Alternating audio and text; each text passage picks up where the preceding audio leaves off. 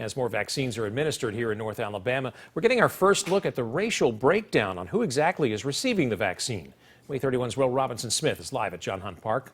Well, we know over the course of the pandemic, Black residents in our community have been disproportionately impacted by the virus. Is the data showing the same for vaccinations?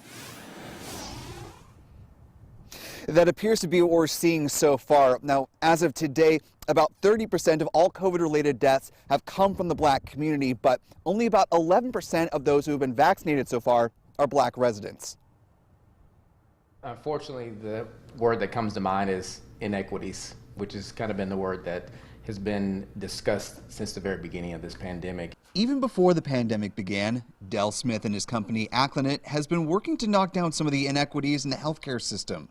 He says seeing the stark vaccine numbers and who has been receiving them so far is disappointing. The data shows us that the very populations that are being impacted the most by this particular virus are the populations that are least likely to either have access to or choosing to actually get vaccinated.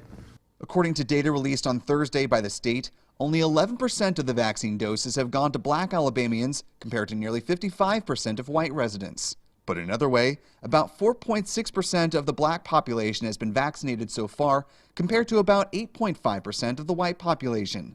Smith says vaccine hesitancy among minorities doesn't represent the full picture. You have issues of access and distribution. And so, particularly in rural communities and underserved communities, they don't have the same level of hospitals and healthcare providers to be able to even get access to the vaccine. Right now, the Alabama Department of Public Health is seeking proposals for ways to reach high-risk and underserved communities. One method is tapping into the network of Black-led churches.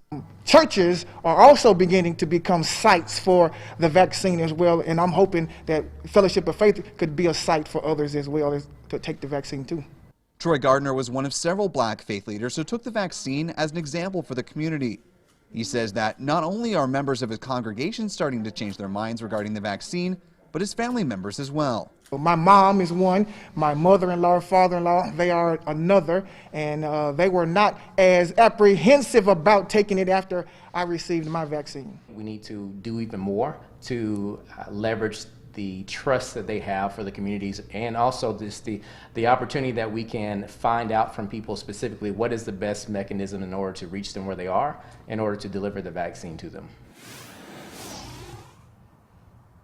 Now, on a federal level, Vice President Harris held a meeting via Zoom with a conference of the African American Mayors Association to discuss not only equity when it comes to this vaccine, but also medical equity when it comes to certain groups that see higher rates of comorbidities and certain types of diseases. Reporting live in Huntsville, Will Robinson-Smith, WAAY 31 News.